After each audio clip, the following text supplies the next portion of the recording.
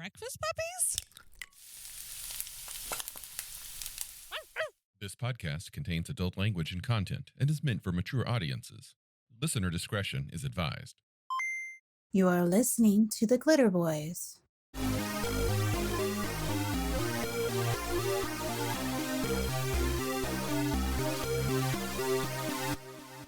Okay, so apropos of nothing, I did a thing. I went to the last real. Remember our game store rant that I went on? Yeah. I went to the Mind Taker miniatures. I was so taken by them. It is everything that I wanted in a store. There was no cafe. They had one cooler there, and then they had Rifts on the shelf. There were BattleTech miniatures. There was all the Shadowrun, and I was just like, oh, there you are. There's the store I was looking for, and so I sold all my D&D. I sold it all to them. Every last bit. I sold my first editions, all my second editions, all my advanced second editions, my 3.5. I didn't have any 4. I sold them my 5s. I have nothing left. I have purged my shelves to make room for more Palladium. Oh my God. That right? I saw your previous collection of that stuff. Like, yeah. I'm really surprised you got rid of the 3.5s. Like, I got a lot of money too. Like, they gave me some really good money for it. Like, don't get me wrong, I have no love for 3.5, but I know that you did, and I am actually that. I don't know. My heart fluttered just a little bit there. I'm honestly never going to play it again. Like, I was thinking about what we said during that, and I'm like, I'm never going to do it. I'm not buying Dritz ever again. I'm not buying the latest version of it. I just don't care. You have sold it to me enough times, and I'm never going back. So I just wanted to say out there on the record to you that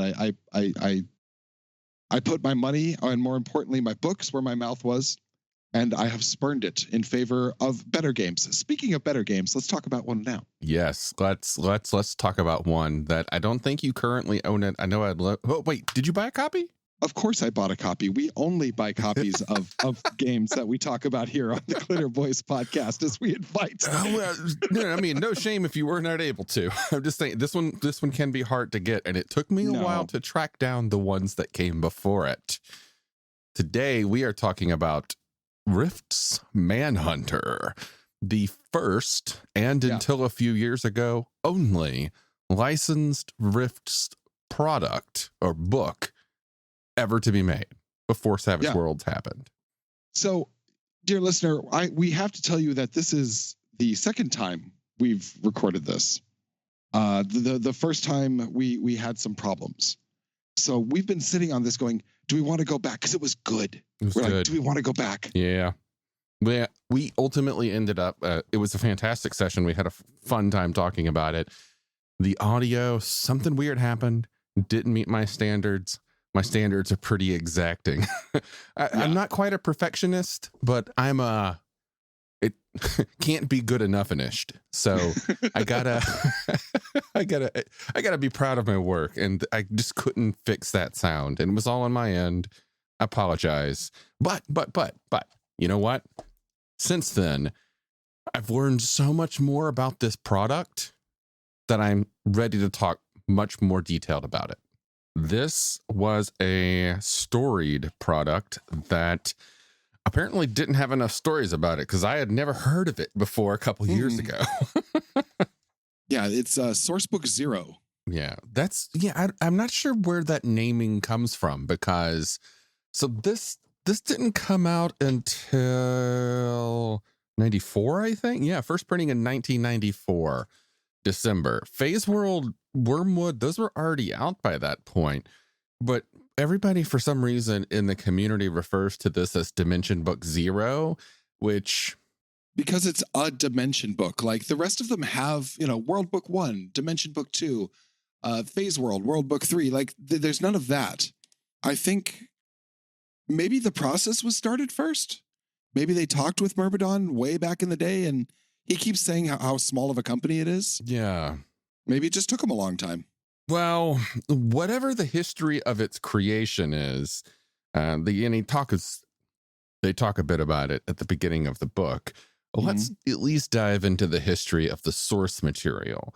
So Manhunter started in a 1987 role-playing game by Ramon P. Moore, and it was made by a company called Kingslayer Productions. I tracked down the first edition. I also have the first edition GM screen, and I gotta say, I enjoyed the setting information and noped the fuck out of the system. I talk about that a lot because I aspire to make my own. Yeah. And it's fucking hard. It is hard to make a good system that flows. Yeah. So the original Manhunter, a complete role-playing system, it says on the cover, it is a bounty hunting in the future role-playing game. This game could do Cowboy Bebop before Cowboy Bebop existed. Or Firefly, agreed. Yeah, it's a wagon train to the stars bounty hunting kind of game. It has a complete system of planets here. It's got some cultures, it's got some history. The name Manhunter comes mainly from the fact that you are playing bounty hunters. But also, we'll get to that. So, okay. That's the first edition. Then there came a second edition. And that was 1993 for Myrmidon Press. This second edition book is basically the same book, but with a bit of expanded text. The font's a bit bigger, but most of it was directly copy-pasted from the first edition. This was also designed and written by Ramon P. Moore, so either he started a new company or he moved over to Myrmidon. Myrmidon made some comics in the 90s. If I remember correctly, they did Negative Burn, which was one that I was a big fan of. But it's the same system. They only changed a tiny little bit, and I can't even begin to explain it because it requires a shitload of math and like multiple tiers of math, and you compare quality levels to other quality levels, and then you do derived stats. It's not a system that I would ever run, ever. Yeah. That said, the lore, the setting, the stories, all very first rate. Yeah. The fact that the game includes a bunch of bounty cards, like wanted posters, with lists of crimes and stats of these people should you hunt them down. And my favorite one from this book is a fellow named Lucian Cabot, who essentially somebody copied and pasted the DB Cooper drawing into this. And that is this guy. He's great. But anyway, it's a, space bounty hunting game. There was a source book for it that expanded on the bounty hunting universe. The organization that they called the Bloodhood. And that was that. A year later came Rift's Manhunter. And for the first time in the Manhunter universe, we actually get the other Manhunters that form the name of the product. So they're these robots, and they hunt and kill men. Human. Yeah, they hunt and kill humans primarily. They are, what do you call it? So there's aliens, right? Yep. And they find the humans, or the humans find the aliens. And they're like, oh, hello. And the humans are like, ah! And people die. And the aliens go, oh, fuck, we're an advanced species. What are these savage barbarians doing? We're going to create something to take care of this for us because we are advanced beings and we don't deal with this kind of wet work. And that goes about as well as you can expect. If you've ever read the Mechanoids or listened to our discussion on the Mechanoids, you know how that's going to go. Or read any fiction ever. If you understand the concepts of self-replicating machines, or shall we just call it gray goop, don't ever do that. Bad idea. It bad. Don't von Neumann yourself. Like, never von Neumann yourself. Yeah, that should be our next t-shirt. Never von Neumann yourself. We've got so many t-shirts that we need to make sometime. I know. Yep. So they make the Manhunters, and the Manhunters are good at killing humans. But it turns out that they're a little too good at just the killing. And what eventually happens is that we make peace with the aliens and we're all working against the Manhunters. Yeah. So this book opens from the cover art through the first, like, what, 100 page? No, not 100 pages. No, but a lot. The first 50 page, 30 page. Where Lauren, such good art. Oh. The first 24, well, okay, the first 25 pages or so of it are dedicated to the Manhunters, which until this point in time of the Manhunter series of role-playing games only existed as like a 3 or 4 paragraph footnote in the previous books. Right. They were not touched upon. They were not given stats. They were not given details. So I believe that everything that exists about these awesome fucking robots came out as a result of this collaboration project. And I am so glad it did. These are wonderful robots. I just want to take a brief moment and talk about the amazing art of Randy Post. Oh, yes. Just like the ha ha ha picture as the robot has its fingers through the person's skull, puppeting a dead human. There is some, I will say this, there is some grimdark in this. Like very, very, very Warhammery, very awful futury. Like there's some really good stuff in here. So Randy Post, who is sometimes known as RK Post, I think he did the entirety of TSR's Alternity line. He did a lot of early Shadowrun art, and here he is. Oh, I think he did a lot of art in Nightbane. I'm pretty sure he was involved heavily in the Nightbane internal art. But here he is also heavily involved with the internal art, and it is gorgeous. And gory. This book is an interesting... Oh, man. Okay. I just want to glow for a moment here. Having looked through the previous 2 Manhunter books, and having become deeply acquainted with all of Palladium's products, this book somehow takes the best of both worlds and makes a product far superior than either company, I think, could produce. Yeah, it is greater than the sum of its parts by a long shot. And like its scope is amazing too. If there's any sci-fi IP you want, can be done with this. Any of them.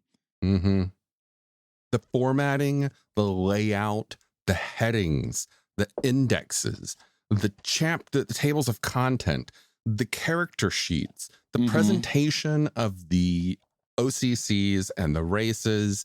It is a fantastic product. Yeah. It has, unlike what I was expecting after reading the firsts, this has a spirit to it. This has a feeling to it. And you would think, because it can do Cowboy Bebop, it can do Firefly, it could do Doctor Who, it could do Star Wars, it could literally do anything that has to do with space. You would feel that it would be this ramshackle, put together, trying to please too many things kind of feel, but it's not. Like this is cyberpunk and Space Knights and Frankenstein and everything, and it's so good. And I just noticed for the first time that the writer wasn't the same guy from the previous 2 books. So it's the original concept is still listed as being Ramon Moore, but somebody named Buck Shomo wrote this. And Buck brings to this a style of writing, which, it's just a breath of fresh air. There's a lot of people involved in this. There's a lot of additional writers listed. Yeah. Does anyone stand out beyond Kevin that we know? Well, okay, let's see.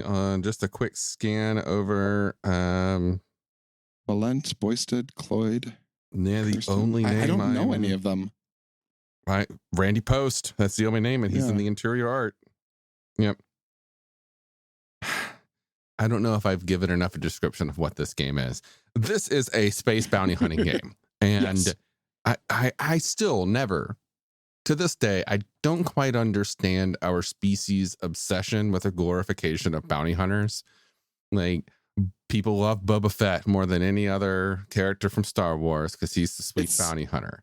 It's the missile backpack and the fly. We have a TV show that was dedicated to one of the most white trash of human beings ever. But you know what? Dog the Bounty Hunter got a free ride everywhere he went.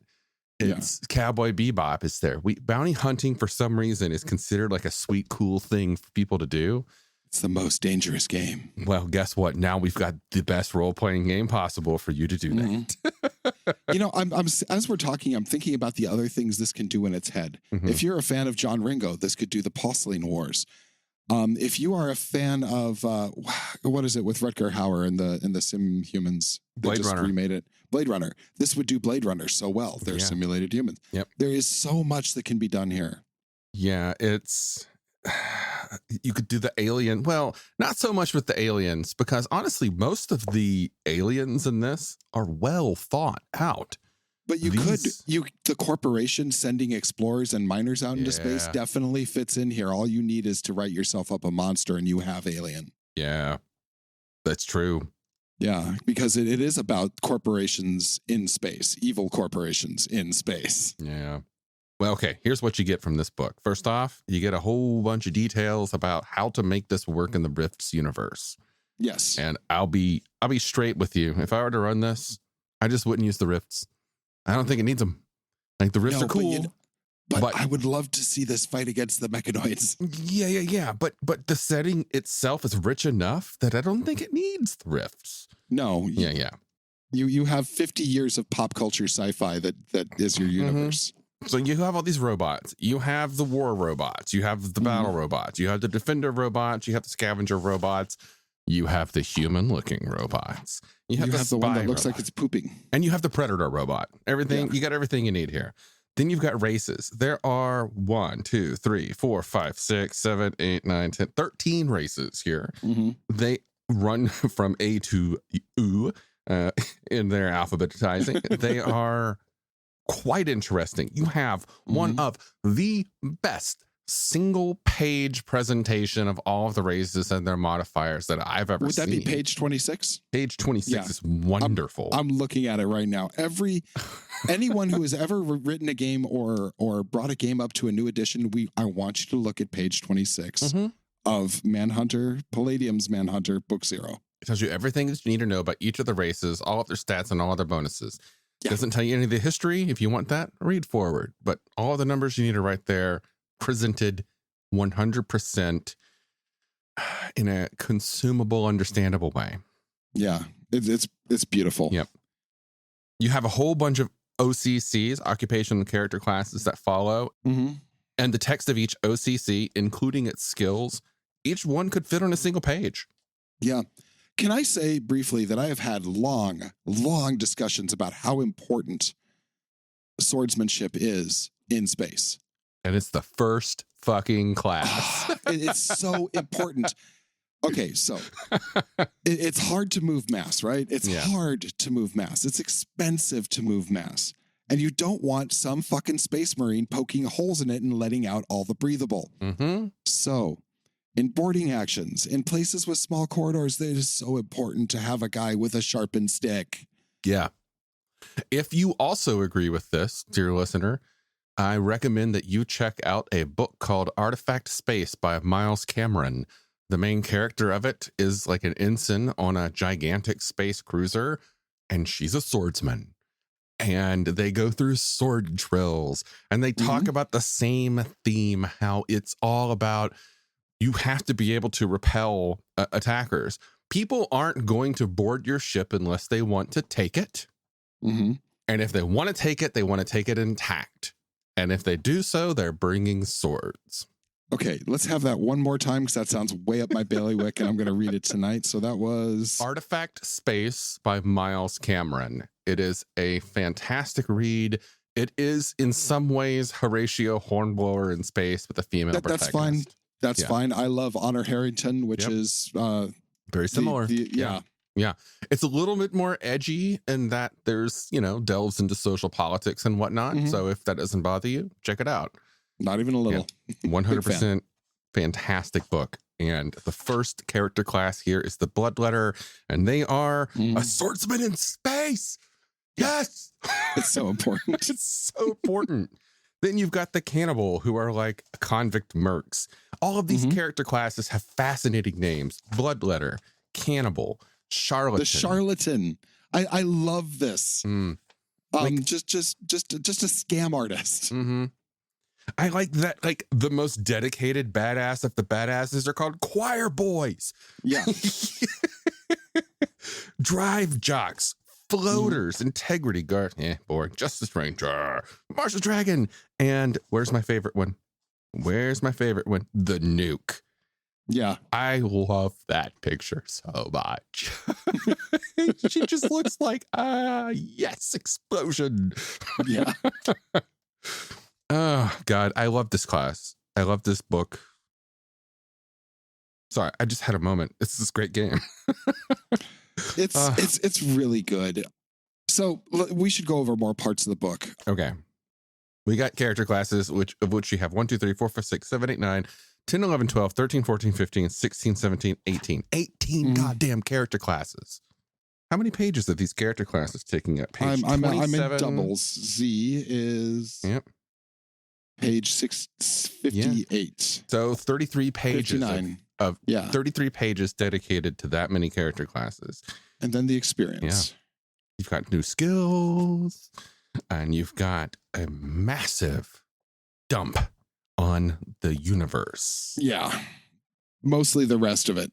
You have history. You have factions. You have each of the races with multiple pages dedicated to things such as their technology, their variation within the races of different strains that you might encounter, the way that they live, their social structure, their conditions on their home world, organizations that are important to this species, and my favorite part, always, how they feel about each other. Yeah. Palladium is so good about that too. Pages of this. It's just dense, but presented in an interesting way. Yeah. Yeah. You have a galactic map, multiple galactic maps. I mean, there's cat people booty if you're bent that way. There's all kinds of fun stuff here. Yes, if you want cat lady butt, there's cat lady butt. In fact, you go back to that first edition book, there's a naked cat lady butt on there. It's great. Yep. Because that was 1987 and you could do that. Planetary descriptions complete with very, very short but concise details on why you might want to go there and the adventures that you might find. Government organizations and the people that you might encounter, their structure, their legal systems. Yeah. Yes, I like how the maps are all oriented towards the galactic center because you need a 0 point. And so many maps don't. Yeah. And then we get a deep dive into the Bloodhood, or the Bloody Brotherhood, which has an interesting background, a crossover between two alien species starting this organization. Yeah. And because we can't call it Bushido, we'll call it Raishido, which is the hunter's code. It is, yep. And then, of course, you have wizards, space wizards. Always, you need space wizards. In space! Yep. Space assassins. I really like the space bard looking guy. Yes. Yeah. Oh, yeah, the foppish fellow with the cane. The huge hat. Less of a bard and more of a pimp. Space pimp. Yeah. I mean, secret societies, strange aliens, Mr. Robinson. And then after all of that, after the factions, after the companies, after the corporations, we get into that stuff that you would always expect from a Palladium game, starting on page 142, gear listings, complete with an illustration of each and every item. And they have more detail than you would expect from common Palladium products. Also, more variation. I think each one has a feel to it that is far superior to what we're used to, which is basically Wilkes or Coalition. Yeah. It's really designed one or the other, or weird space bulbous. Yeah. These have this feel of designed for hands that are decidedly unhuman. That for shoulders that articulate differently. They're also is a space M16 because there is always a space M16. I don't know why, but Because where humans will go, they will have the M16. You know, I don't know why. it's really good. I love the variety. I love the short detail. I love that Each one has a picture. each one has a picture. So important. And they manage again to condense a lot of detail into a small amount of space. They don't waste time and space repeating things that you already know. Mm-hmm. Now, the down part, I would say, are the pictures of the armor. The mutt-powered battle armor is pretty cool, I guess. But the Vash is really doofy looking, and they all look like sewage workers. And page 161 has that guy again that just, he really looks like he needs to poo while he's aiming. he looks like bad CGI from Babylon 5. Yeah. Oh, yeah. And thankfully, we don't get any more armor pictures for a bit because I imagine they would all have been pretty bad. However, spacecraft and armament, you get lots of cool stuff here. Spaceship design rules that are functional and rather cool. And it's all of this is stuff that you're like, why wasn't Phase World formatted this way? Yeah. Here's the thing. I don't blame Kevin for wanting to bring this into it because this is good. This is really good, and I'm kind of sad that nothing else happened here. I would have loved to have seen a line of supplements for this. You know, on the very last page, or maybe the second to last page, or the third, what page is it? There we go. Page, I guess. Well, we've entered into the appendices, so they're weirdly, but really close to the back is coming for you this spring, the Dirty 30. Yeah. It looks as if it would have been a source book for this, but I guess it never happened. It's coming next year. Yeah. But I would have liked to have seen more in this universe too. I understand why you didn't, because you don't always want to you don't want to feed too much of an IP that might do better than yours, you know? I get that. But that's a shame because this is good. And honestly, before they ported it into Palladium, it wasn't. It had some interesting ideas, but I wouldn't have given it more than a glance. And if it was more than $5 in the store, I wouldn't have bought it. I just wouldn't have. It was something I had never heard of before, and especially in the original game, I'd never heard about it at all. I had to order it from Noble Knight Games. I found copies of it there or on eBay. Yeah. That said, once it was ported into Palladium and made with Palladium's rules, it is this slick, beautiful, and able to do literally anything that has to do with space game. Like it's literally endless. You could put any idea you have into this world. Yeah. I was taken by the racial descriptions. I read deep into the history and read about all of the racial interactions and their thoughts on each other and their relationships and their societies. It's like, man, I could take this right now and I could run an extended campaign in this just on the little seeds of ideas that are present throughout this book. I was actually looking to see if there was anything else, but no, that's just it. I don't see any now comings. Yeah. Yep. Nope. That's a shame. Yep, I think, but I mean, here's the thing though, like they had already done Phase World, and that is their space, that's Rift space. So I get this. I have this feeling like they were talking to them way back in the day, and they're like, and he even said it, like, these are some little guys, because we have to remember that this was peak Rifts. Rifts was right behind Wizards of the Coast at this point, like they were big. So I can see why they're like, we're going to go with our game. Here's your hand up. Now go on and do great things. Yeah. I really wish that Myrmidon had kept at it. Yeah. Or that maybe there had been better advertising of it, because I was into Rifts at Peak Rifts and I never heard of this thing.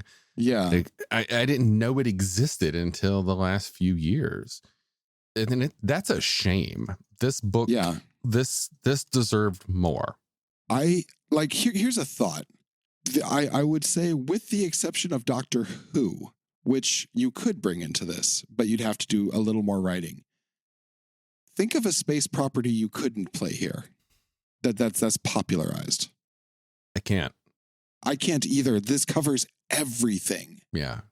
But it does so in a way that doesn't feel forced. Exactly. It doesn't feel like somebody's just checking things off a list. It feels like they were able to incorporate things with their own bolts of inspiration of tying all of it together. Yeah, I can spot, because I do this, I am merciless with my own work. I can spot filing off the serial numbers and moving it across state lines and calling it your own from miles away. And while this borrows, it doesn't feel like that. It doesn't feel like they're just stealing and saying, no, we're doing this. Yeah. Like Games Workshop. Yeah. Hammering that point in, there's an insectoid race in it. But they're not your rank and file, what you would expect from an insectoid race. They are frequently referred to as bastions of neutrality, where in most other games they are the invasive swarm, conquer. And this, they're like, oh, all these people, cool, we're just gonna exist over here and do our thing. But this is primate stuff. We're gonna be over here doing bug stuff. You know? or just a little note in I think it was either that race or no, it was the reptile race, talking about their relationships with other people. And there was just this little note, kind of a sentence or two in the description of the relations with humans and whatnot. And I appreciated it because the way it was worded was talking about how it's like, oh, how the opposite is true. How while all of these fleshy species typically think of the reptilian as fearsome, they think of the fleshy as fearsome kind of thing. So, you know, they kind of had this mirror of each other's cultures. But it was a nice touch. I wish I had better words to speak more highly of this game. And I wish I didn't have to speak with regret on the fact that nothing else has ever happened to it. Yeah. Now, to the point of, do you want this? Yeah, this is one you want on your shelf if you can find it. Yeah. Do you know if Palladium if this is still canon? This isn't something they lost a license to, right? This wasn't published by Palladium. So okay, so this is Myrmidon. 100% Myrmidon. Kevin added some stuff, but Myrmidon published it. And Myrmidon is no longer. They're no longer. Okay. Yeah. So I suppose, is this on Drive-Thru? I'm not certain. I have a physical copy. Me too. You know what? That's a good question. I'm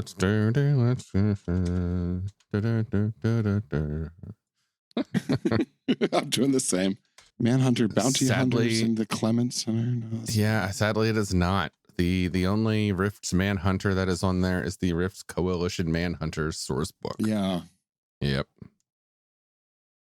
So I don't know where you'd get it. eBay, I guess. I guess so. It's a fantastic book. The character classes are strangely balanced, not in a D&D level, but more so than you would expect from a Palladium property. The equipment, none of it is egregiously powerful.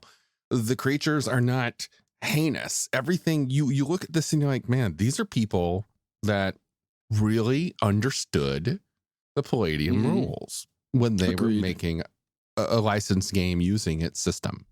Agreed. I can't praise this enough. This is a fantastic book, folks. Yeah. It's got fantastic art. It's got a fantastic presentation. You know, I was talking about it earlier when I was giving it a reread. I was talking about it in our Discord server, and Father Morpheus is like, it doesn't feel Palladium enough. And it's like, why? It's like, because it's too organized. Yes, you're right. You know, we're getting closer with the Palladium people, and we want to say after every time we say that, it's like, you know, ribbing an old friend. Please don't be mad at us. Yeah. No, please do not get mad at us. This is all love. Yeah. Believe us, we have thousands of dollars of your product. Yeah. Thousands, you think? Yeah, I mean, you Only? could buy a small house, and you know. Yeah. I guess I could. I It's could best not to probably think own my about own it. house if I hadn't spent all that money on rifts.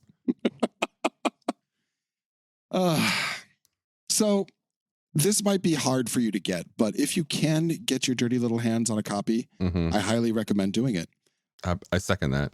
Yeah. I wonder what it would take.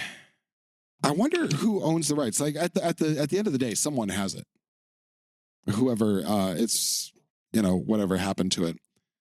That would almost be worth finding out and being like, hey, we need to talk. Mm-hmm. Let's bring this to the modern age. Put it back out there. So, dear listener, if you happen to have the ear of whoever owns this property, let us know, or let them know that folks are interested in it. Yeah. It deserves more. Mm-hmm. And like some of the games that can be played in it, some of the IPs that can be played in it, it didn't get a fair shake. I feel like it slipped in under my radar. I'm discovering it decades after it happened. And it's so sad that I'm so taken with something that is so far gone. You know, it's funny you say that, because the same feeling I have with something that you had mentioned earlier. We only discovered it when it was over, and that was Firefly. Yeah. Firefly was something I never even heard of until it was over. Yeah. Yeah. Yeah. I mean, Josh Whedon aside, great story. Mm-hmm. Yep. Good stuff. Well, folks, we can't keep just saying how good this book is. But it's over and real over good. again. But it's good. we're just padding this out. This is, go get the book if you can, and then join us on our Discord and tell us what you think about it. And if you already own it, give it a reread. You might be due for one. Yeah. Well, thank you for listening, everyone, and we'll catch you next time. Hey, listeners, we have a quick message on behalf of a good friend of our show. If you've listened before to us, or really any of the Breakfast Hubby's previous recordings, you might be familiar with the Turtle Power Pod, good friends of ours. One of our friends from that show and fellow podcasters, Cranny, has come into some major medical problems that have reached a point that his livelihood is threatened, and we're trying to do our best to keep him from being homeless. Yeah, this can honestly happen to anyone right now. You may think that the glorious world of podcasting is all, you know, money and power. It's really not. And, you know, through no fault of his own and, you know, no mistake, he's found himself in a very unenviable position. And we've decided to leverage whatever little bit of leverage we can ask to see if anyone out there would like to help. We're going to put a link to his Venmo, and you can make a direct donation. And this is just helping him pay his rent so that a medical thing that he had no control over will not completely ruin his life, which can sadly happen to anyone. We're all only one bad day away from a real big mess. So It is heavily apparent every day of my life how closer we get to that. So anything that we can do to help him out. He's been a good friend of ours for quite some time. just an all-around great guy. Just an all-around great guy. And we want to keep him on his feet. So if you can, follow the links in the show notes and throw a few bucks his way to just kind of help him stay on his feet. Much appreciated. And we thank you for your time and support. Starships, magic, mystic martial arts, romance. All of these can be found in A Cloak of Blades by Isaac Scher. You might have heard my name before. I've done a lot of voiceover work for Breakfast Puppies, and I've recently released my first novel. It's available on Amazon as an ebook and paperback, and you can get it for free if you have a Kindle Unlimited subscription. I do hope you'll support my work as you're supporting Breakfast Puppies. and it's been a pleasure talking with you today. Have a good one.